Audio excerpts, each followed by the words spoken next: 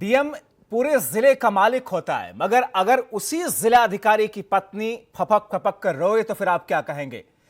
Lalitpur DM की पत्नी फपक फपक कर इस वक्त रो रही हैं। थाने में दर दर भटक करके इंसाफ और न्याय मांग रही हैं। आंखों में आंसू हैं, होंठ कपकपा रहे हैं और अपनी आप बीती दर्द भरी दास्तां वो सुना रही हैं। वो ये कह रही है कि अगर मेरी मौत हुई तो उसका जिम्मेदार जिला अधिकारी डीएम ललितपुर होंगे।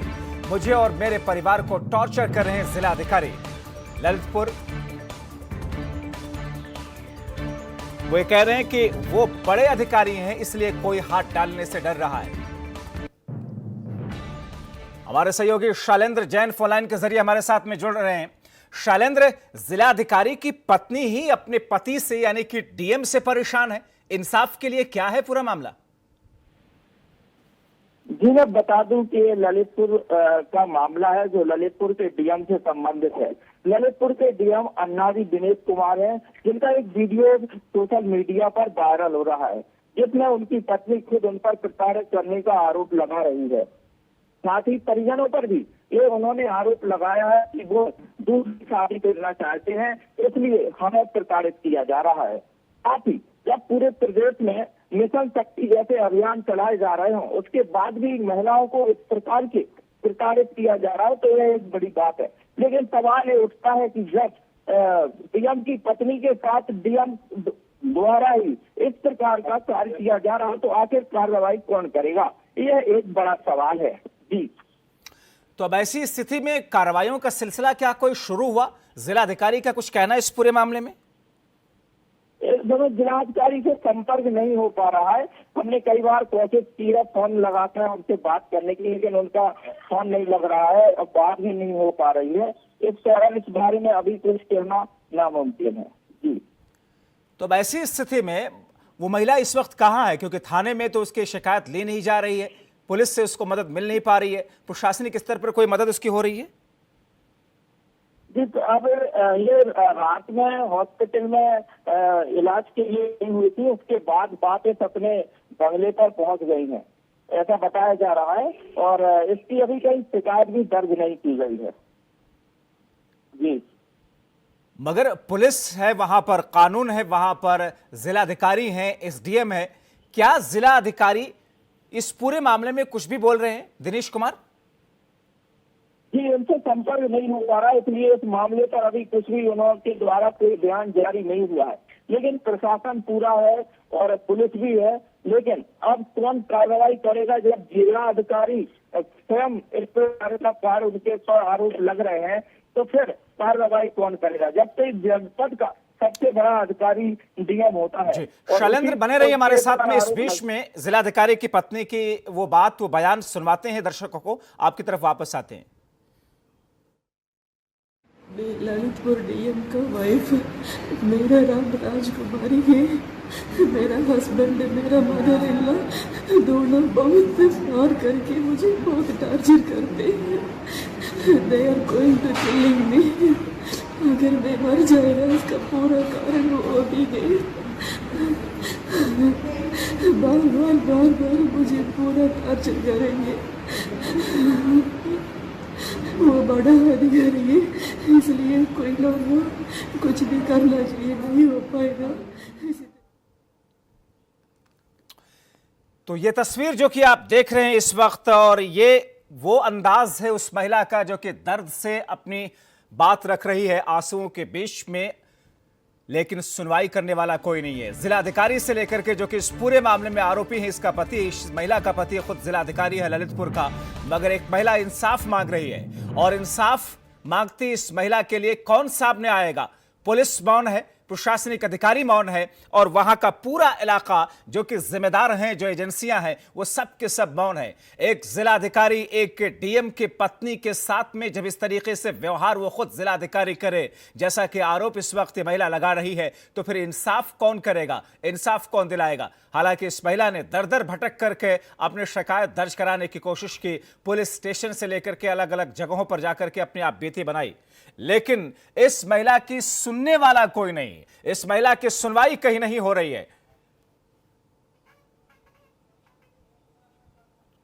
वो बड़ा अधिकारी है, इसलिए कोई लोग कुछ भी करना चाहिए, नहीं हो पाएगा इसी तरीके सोच कर। मैं ललितपुर डीएम का वाइफ, मेरा नाम राजकुमारी है, मेरा हस्बैंड है, मेरा मदर इन लॉ। और हमारे साथ में इस वक्त कांग्रेस पार्टी के नेता ओंकार सिंह फोनलाइन के जरिए जुड़े हुए हैं। ओंकार सिंह जी, जिलाधिकारी की पत्नी, ललितपुर के डीएम, उनकी पत्नी प्रताड़ित की जा रही है अपने पति से, सुनने वाला कोई नहीं, कोई पुलिस अधिकारी नहीं, कोई प्रशासनिक अमला नहीं।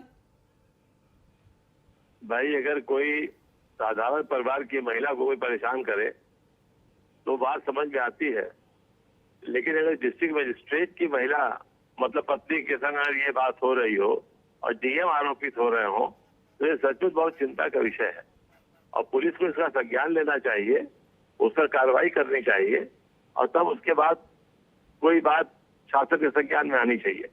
अगर पुलिस इस काम को नहीं कर रही है तो इसका मतलब सीधा सीधा है कि पुलिस जो है वो डीएम की तरफदारी कर रही है और चीजों को सरकाना चाह रही है। ओंकार नाथ जी, ये बहुत ही गलत है। ओंकार जी, एक बार हम उस डीएम की पत्नी की फरियाद सुनवाते हैं, आप भी सुनिए दर्द से किस तरीके से अपनी बात वो रख रही है, मगर सुनने वाला कोई नहीं। आपकी तरफ मैं वापस आता हूं। वाइफ, मैं ललितपुर डीएम का वाइफ, मेरा नाम राजकुमारी है, मेरा हस्बैंड है, मेरा मदर इन लॉ, दोनों बहुत मार करके मुझे बहुत टार्चर करते हैं। They are going to killing me. अगर मैं मर जाएगा इसका पूरा कारण वो भी है।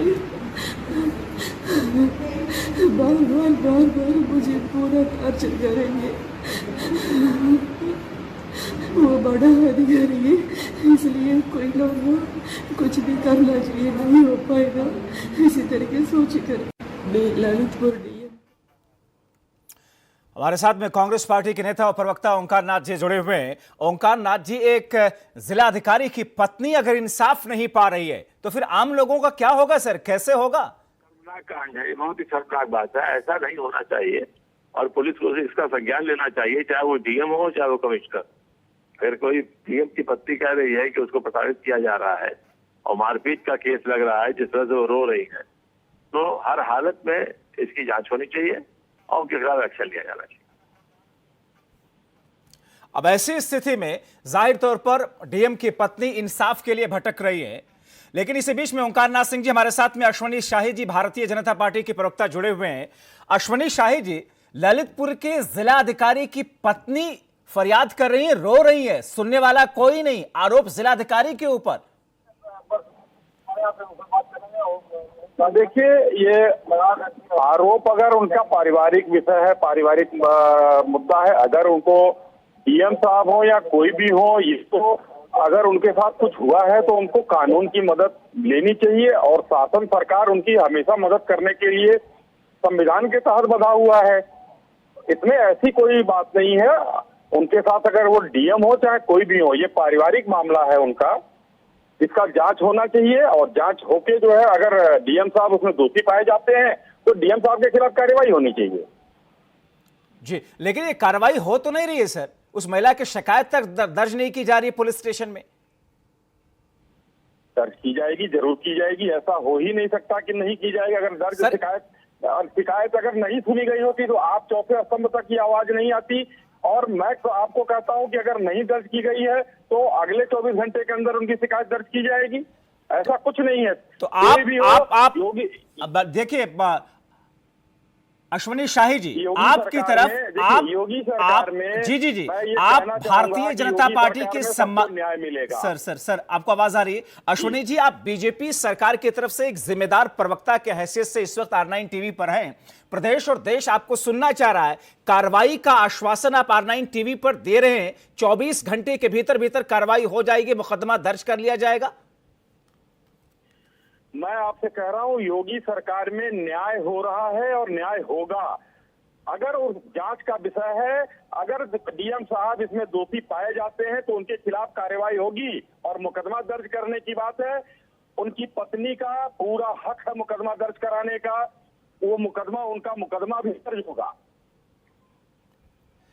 मगर वो जिला जहां पर एक दिन के लिए महिलाओं को सम्मानित करने के लिए, महिलाओं की हौसला अफजाई करने के लिए एक दिन की डीएम, एक दिन के तहसीलदार, एक दिन का एसडीएम बनाया जाता है, और उसी प्रदेश के अंदर अगर महिलाओं के साथ में ऐसी स्थितियां रहेंगी और वो भी जिला अधिकारी की पत्नी के साथ में, गर्चे ये घरेलू विवाद है, घरेलू विवाद तो आ गया ना सर, थाने पर आ गया, प्रशासनिक अमला के सामने, अभी तक तो कार्रवाई नहीं हुई है।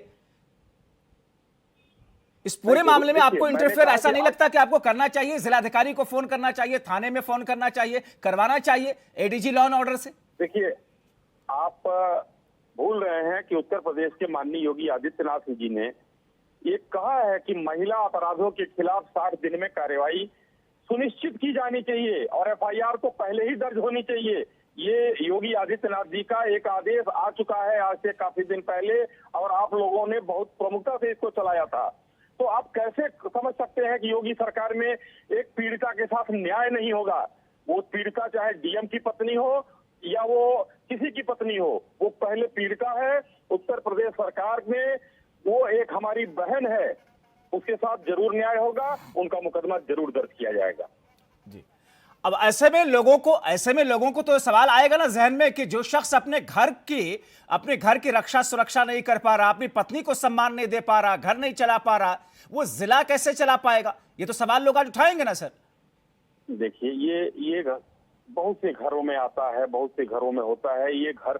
ये देखिए, ये इसको हम कहें तो ये मतलब एक बहुत ही संवेदनशील मामला है सर। संवेदनशील मामला है, इससे किसको इनकार हो सकता है? आम घरों में ये बातें होती हैं, घरेलू झगड़े होते हैं, लेकिन घरेलू झगड़े के बाद में इंसाफ ना मिले किसी को, तो फिर सवाल उठेंगे पुलिस और प्रशासन के ऊपर में, और वो भी जब एक जिलाधिकारी की पत्नी हो। कांग्रेस के नेता ओंकार नाथ सिंह जी भी हमारे साथ में हैं। ओंकार नाथ सिंह जी, आप कुछ कहना चाहते हैं? अश्वनी जी हैं हमारे साथ में।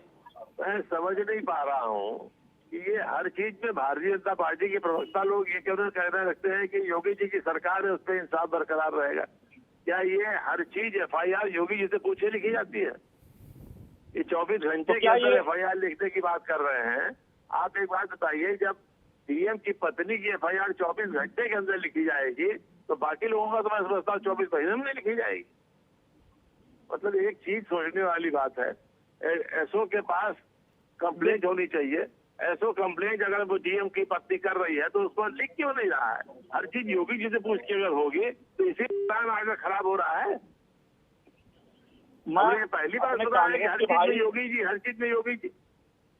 नहीं, योगी जी का हर चीज पर योगी जी नहीं है। योगी जी का जो आदेश हुआ है संविधान के तहत जो भी होगा, हिंदुस्तान की बात मैं कर रहा हूँ, उत्तर प्रदेश की मैं बात कर रहा हूँ कि संविधान के तहत जो भी चीजें होंगी न्याय संगत कार्यवाही की जाएगी और उस पीड़िता बहन को न्याय मिलेगा जी।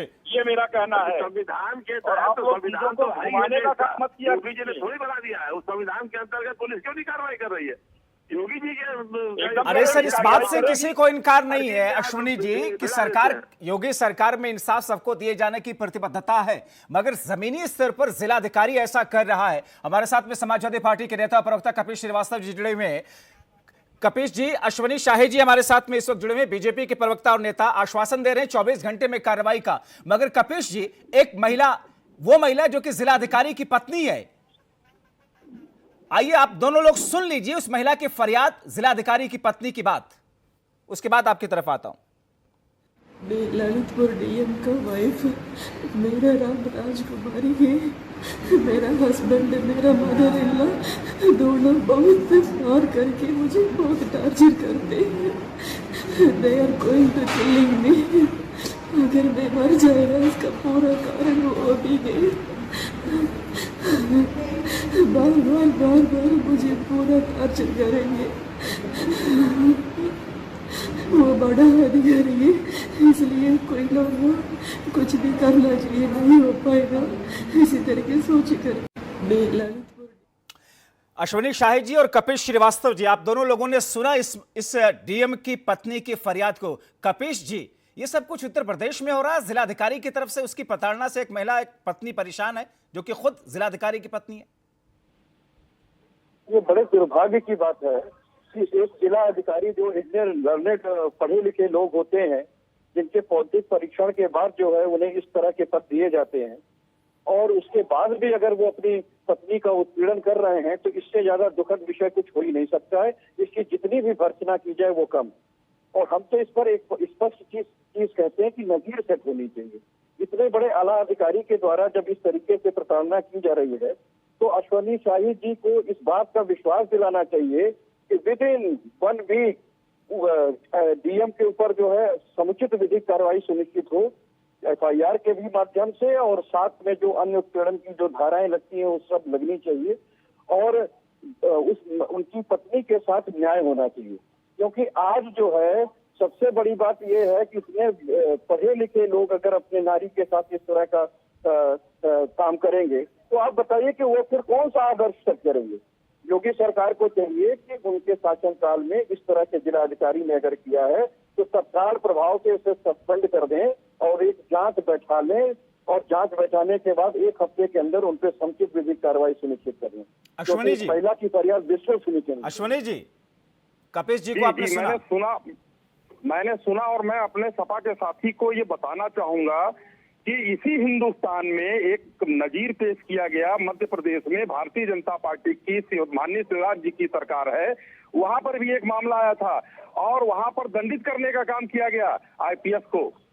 आपको याद होगा तो उत्तर प्रदेश में भी वही कार्रवाई होगी, और मैंने आश्वासन दिया कि जो संवैधानिक होगा, एक प्रक्रिया होती है उसमें प्रशासन देखेगा कि क्या हुआ था क्या नहीं हुआ था, उनका मुकदमा दर्ज करके और उनके खिलाफ कार्रवाई की जाएगी। कपिश जी, ये कार्रवाई की जाने की बातें तो हम लगातार सुन रहे हैं ना, लेकिन इन चीजों पर अंकुश क्यों नहीं लग रहा?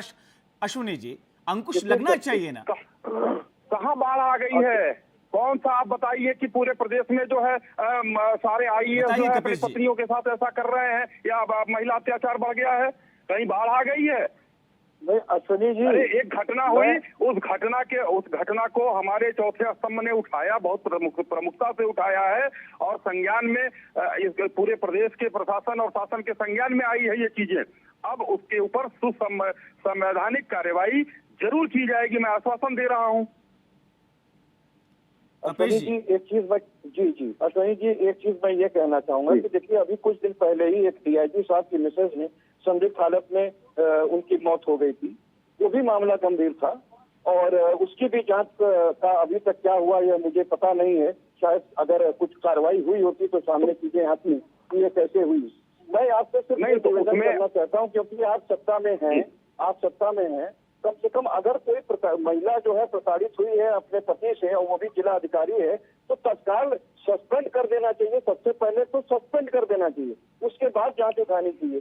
तो अभी तक अगर आपकी गवर्नमेंट ने सस्पेंड नहीं किया हो तो मेरी इल्तिजा है कि आप उनको सस्पेंड करावें, क्योंकि ऐसे जिला अधिकारी कपिल जी सामने सरिया कानून नहीं लागू है कि अगर उसकी जांच न की जाए उनको सस्पेंड करके उनको सूली पर चढ़ा दिया जाए। और पिछली घटना जो आपने बताया आईपीएस की पत्नी ने जो आत्महत्या की थी, वो आत्महत्या की जांच पुलिस कर रही है।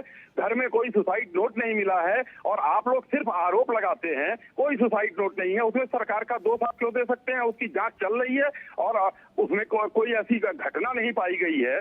आप कह रहे हैं कि वो है। तो और बड़ी बात है कि अगर कोई जो है सुसाइड नोट नहीं मिला है तो इसके मतलब है कि हत्या भी हो सकती है। ठीक है, आप दोनों लोगों को, अश्वनी जी और कपिश जी, आप दोनों लोगों को मैं थोड़ी देर के लिए रोकना चाहता हूं। हमारे साथ में हमारे सहयोगी जिलाधिकारी के घर के बाहर से इस वक्त हैं और शैलेंद्र जुड़े हुए हैं। एक बार उनकी तरफ चल करके डीएम का रुख समझने की कोशिश करते हैं। आप दोनों लोग प्लीज जुड़े रहिए, मैं आपकी तरफ वापस आता हूं कुछ ही सेकंडों में। शैलेंद्र, आपने बातचीत करने की कोशिश की जिलाधिकारी से, कुछ कहना है जिलाधिकारी का? सामने आ रहे हैं, बोल रहे हैं या छिपे बैठे हैं? जी, मैंने कई बार कोशिश की है लेकिन डीएम से कोई संपर्क नहीं हो पा रहा है और यहाँ उपलब्ध नहीं है। वहाँ के जो स्टेनो वगैरह है उन्होंने फोन उठाकर ये कहा है कि अभी वो यहाँ उपलब्ध नहीं है, इस कारण उनसे कोई संपर्क नहीं हो पा रहा। अब ये क्या मामला है कि वो खुद सामने नहीं आ रहे हैं, अपना पक्ष नहीं रख रहे हैं, और जबकि यह एक महिला से जुड़ा बड़ा मामला है। शैलेंद्र, आपने उनके आवास और उनके ऑफिस दफ्तर दोनों जगह आपने संपर्क किया, दोनों जगह पर ही नहीं है जिलाधिकारी साहब, डीएम साहब, यानी कि मामले से भाग रहे हैं, फरार होने की कोशिश कर रहे हैं इस पूरे मामले से। बिल्कुल बिल्कुल, कई बार कोशिश की गई लेकिन उनका ना उससे बात हो पा रही है, ना ही वो वहाँ उपलब्ध हैं, और जो भी वहाँ कर्मचारी मौजूद हैं उनका भी यही कहना है कि अभी ठीक है, डीएम यहाँ ठीक है। उपलब्ध अश्विनी नहीं। शाही जी और कपिल श्रीवास्तव जी, मुख्यमंत्री बार बार ये कहते हैं कि हर अधिकारी को फोन उठाना है, हर अधिकारी को सामने आकर के बात करनी है, और खुद जब वो अधिकारी आरोपी है इसमें वो फरार है, फोन नहीं उठा रहे, न घर पर है न दफ्तर में है। अश्विनी शाही जी, ये है एक जिला अधिकारी का चरित्र। अभी हो सकता है कि कहीं वो इधर उधर हो, वो समय पड़ने पर फोन उठाएंगे, जरूर उठाएंगे। और क्योंकि देखिए वो आरोप उनके ऊपर लगा है, वो बच के नहीं सकते हैं। और कोई भी हो, मैंने पहले भी कहा, वो चाहे वो जिलाधिकारी हो या कोई भी अधिकारी हो, अगर उनके ऊपर आरोप है उसकी जांच एकदम निष्पक्षता से संवैधानिक तरीके से की जाएगी। वो बच के कहीं भाग नहीं सकते हैं। और आपसे नहीं तो बच के फिर कौन पुलिस भागेगा? आखिर किस चौथे दबाव आदमी में से है? बच के कौन भाग पुलिस सकता ने है? मुकदमा क्यों नहीं दर्ज किया जब एक महिला पहुंची थाने? क्या कोई दबाव पुलिस के ऊपर है? किस चीज का दबाव हो सकता है ये बताइए। अब ये आप बताएंगे ना सर। कोई नहीं, मैं कह रहा हूँ दबाव होने का कोई कारण भी तो होना चाहिए। तो कि फिर दबाव मामला होने का दर्ज कोई ना कारण करने हो। का भी कोई कारण होना चाहिए ना सर। मामला, मैंने आपसे कहा कि मामला उनका जरूर दर्ज किया जाएगा। अब मामला अगर उठा है, हो सकता है कि किसी चलिए थाने चलिए, पर जो आपने है, अपने आश्वासन दिया इस जिलाधिकारी के बात खिलाफ का कि मुकदमा नहीं 24 दर्ज घंटे किया के गया। भीतर भीतर मामला दर्ज किया जाएगा और कार्रवाई होगी, और इस आश्वासन पर हमें उम्मीद जताते हैं कि जरूर अगले 24 घंटे में कल इसी वक्त तक कार्रवाई हो जाएगी। बहुत शुक्रिया अश्विनी शाही जी और कपिल श्रीवास्तव जी, आप दोनों लोगों का